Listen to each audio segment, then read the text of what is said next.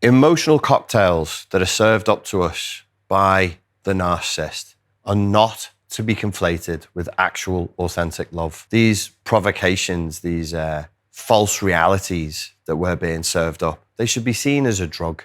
They should be seen as a numbing agent that induces a hallucination. I'm told by my YouTube editor, Mohammed, that in Arabic, the word for alcohol pertains to covering up and covering up a person's judgment. There is a covering up here. There's a deception here when we're fed these emotional cocktails. They drive us into an altered state, and it feels good. But as we know, not everything that feels good is actually good for you. Why is an emotional cocktail served up? If I want something from you and I want to get something from you, if I want to take something from you, either by force or through guile, either by dominating you or through tricking you into giving what I want, it's going to make it easier if I can put you into an altered state of consciousness. So when we talk about cocktails, this is a good metaphor because there's a different mix of emotions that are being induced. And what is the effect of these cocktails that are being delivered? It weakens judgment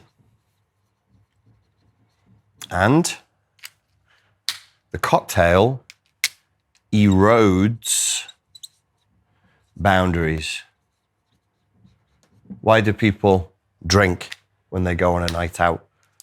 Because they want their judgment to be impaired and they want interpersonal boundaries to be broken down so that they can do what it is that they want to do in a less boundaried, less strict, less an environment of, let's say, less consequential. They want to experience less consequences. And they want to do that, and then the next day maintain their own self-image and their image in the eyes of others by being able to blame the alcohol.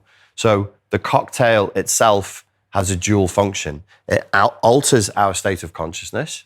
It erodes our interpersonal boundaries and our internal boundaries. That includes impulse control. It weakens and corrupts our judgment. And then the second function it serves is it gives us something that we can then blame. Why does the narcissist want to feed you a cocktail? Why do they want to provoke certain emotions inside of you? Because they need to weaken your judgment and to erode your boundaries to get you to make contracts with them that you otherwise wouldn't make. So I have a new course that's out. It's available from richardgrannon.com. And it is about helping people to completely recover from narcissistic abuse and narcissistically abusive relationships and to breaking the trauma bond that is formed inside of narcissistically abusive relationships. But one key element of the course, there's 5 key elements of the course, but one of them is looking specifically at the contract that is made. If it's narcissistic abuse as opposed to psychopathic abuse, the contract requires consent. I'm not forcing you to do something if we're inside of a contract. I don't need a contract if I'm going to force you. So what's a good metaphor for this? If I'm simply going to take from you by force, I put a gun to your head and I say, do what I tell you to do, or I'll pull the trigger. And then there'll be a dire consequence. That's psychopathic. That's criminal. That's antisocial personality disorder. That's not narcissism. That's do as I say, or else there is a terrible and immediate consequence. Narcissism, it's not a question of being better or more or less traumatic per se, but I would say that a good adjective to introduce here is pernicious. Narcissism is more insidious. It's more pernicious. It's more cunning. It uses more guile, and it does require a contract. And in order for you to sign that covert contract, you must consent. How am I going to get you to consent to something that doesn't benefit you? I have to trick you. I have to use illusion. I have to present you with a fantasy that you would like to step inside of. And in order to get you to be tricked, to weaken your judgment, to erode your boundaries, your interpersonal boundaries and your internal boundaries, including impulse control. I must feed you a cocktail of emotions. What kind of emotions would I want to induce in you? To disarm you and to get you floating around in your own narcissistically elated soup. It's probably a good idea for me to have you feeling good, for me to have you feeling as though you've met somebody who is perfect, ideal, almost too good to be true, to get you to feeling elation around me, around the possibility of what could be with me.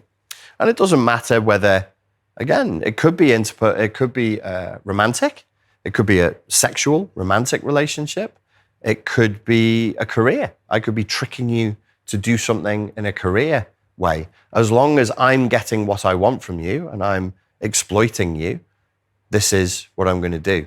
Because I have something that if you knew what it was, you wouldn't consent to it. So these contracts require your consent. By the way, a nice bit of news for people who are, suffering after a narcissistically abusive relationship. If the narcissist came to you before the relationship and wrote down on a whiteboard like this and said, when you're with me, you will do as you're told. When you're with me and you engage in this contract, the contract stipulates, I get what I want and you get very little of what you want.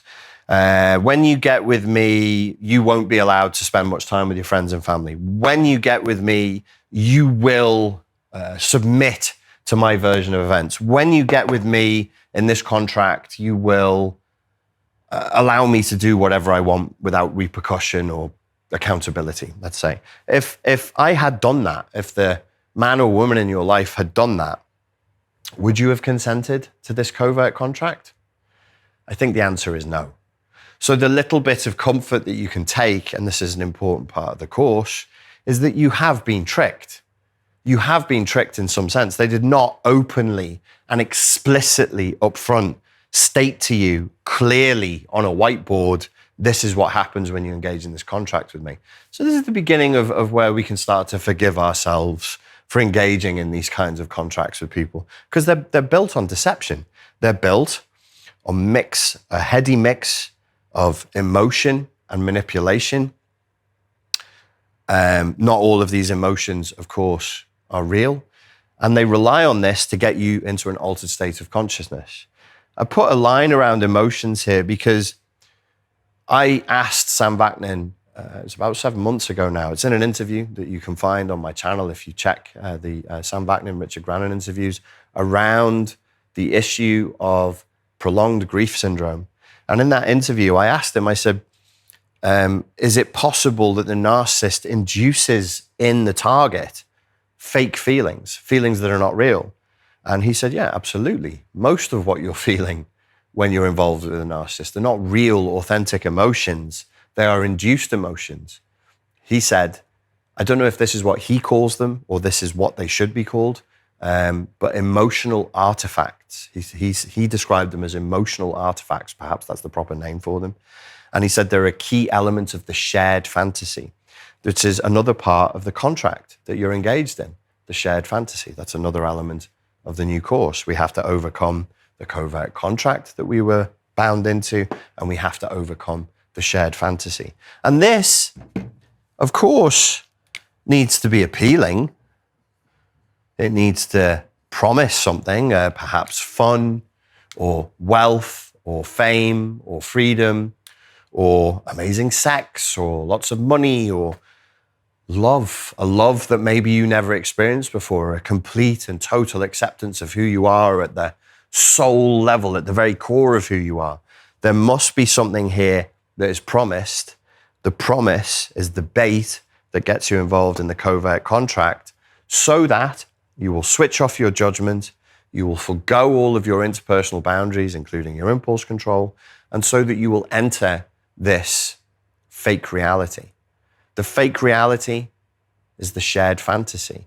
And the way that this shared fantasy shows up, using Sam Vaknin's dual mothership model, dual as in two, mothership, as in mother and a ship. The dual mothership model is a kind of covert contract in which the narcissist and the target say to each other, I will be your mother, and I will love you unconditionally, and I will hold you in my womb, in my matrix, my simulated reality, in which everything is perfect and everything is wonderful. If in exchange, you forego all your judgments, you forego all of your boundaries, and you allow me to feed from you, at the same time, I will be your mother. So the dual mothership, you do this for each other. I will be your mother, you will be my mother. You will live in my matrix, which is the word for womb. Shows up in the Bible, I think about 12 times. Matrix means womb. You will live in my womb, I will live in your womb. We will mother each other, and we will place each other inside of a place of a simulated reality, and there will be the symbiotic but parasitic relationship in which we feed each other narcissistic supply. I will extract narcissistic supply from you, and I will offer narcissistic supply back to you in return. But you must give up your agency, your sovereignty, your judgment, and your boundaries. And that, my dear friends, is why the narcissist initially offers us a cocktail of mixed emotions to get us to drop our guards. Ladies and gentlemen, thank you very much for your time and for your attention, and I look forward to speaking to you again very soon. Thank you. Okay, folks, the new course, Unplug from the Matrix of Narcissistic Abuse, is out now, and if you're interested in finding out more about that, please click the link below.